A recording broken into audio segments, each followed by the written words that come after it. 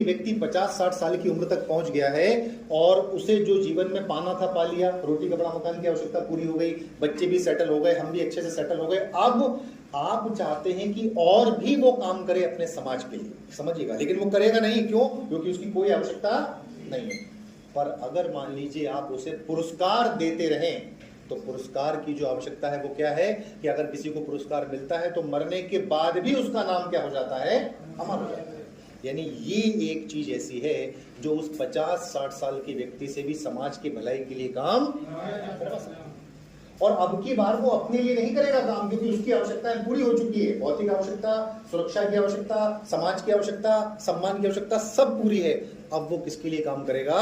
देश के लिए, समाज के लिए, सबकी भलाई के लिए काम करेगा और अपने जीवन भर का अनुभव किसी ऐसे कार्य में लगाएगा जिसे आप आविष्कार कह सकते हैं या जिसे आप क्रांतिकारी परिवर्तन कह सकते हैं। तो इसीलिए सुप्रीम कोर्ट कह रहा है कि पुरस्कार देना बहुत ही जरूरी है। पुरस्कार देना बंद नहीं कर सकते। हाँ, टाइटल मत दो, पर पुरस्कार तो दो। भारत रत्न, पद्म विभूषण, भूषण श्री, आप देखते हैं राजीव गांधी पुरस्कार तो खेल में अलग दिए जाते हैं, तो कल्चर में अलग दिए जाते हैं, ठीक है, तो फिल्मी हस्तियों को अलग पुरस्कार दिए जाते हैं। ये सब क्यों है?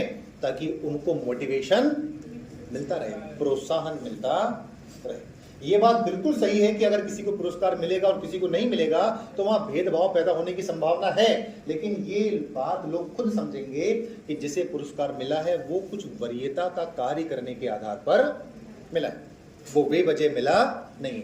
यहां तक ही नहीं, सर्वोच्च न्यायालय ने इतनी बड़ी बात बोली और सुप्रीम कोर्ट ने बोला कि व्यक्ति को अपने जीवन में इस तरह काम करना चाहिए कि एक दिन उसे पुरस्कार मिले, इस बात को मौलिक कर्तव्यों में शामिल किया जाना चाहिए। कर्तव्य क्या है कि हम देश राष्ट्रगान का सम्मान करेंगे, राष्ट्रगीत का सम्मान करेंगे, समाज का सम्मान करेंगे, महिलाओं के खिलाफ जितनी प्रथाएं हैं उनको जो है त्यागेंगे। उसी में जोड़ो, क्या जोड़ो कि जीवन में ऐसा काम करो कि एक दिन आपको जरूर पुरस्कार मिले, कर्तव्यों में जोड़ो। इसलिए सर्वोच्च न्यायालय ने कहा कि उपाधियां गलत, लेकिन पुरस्कार बालाजी राव माधवन बनाम भारत संघ मामले में इस बात को स्पष्ट किया गया। ठीक है।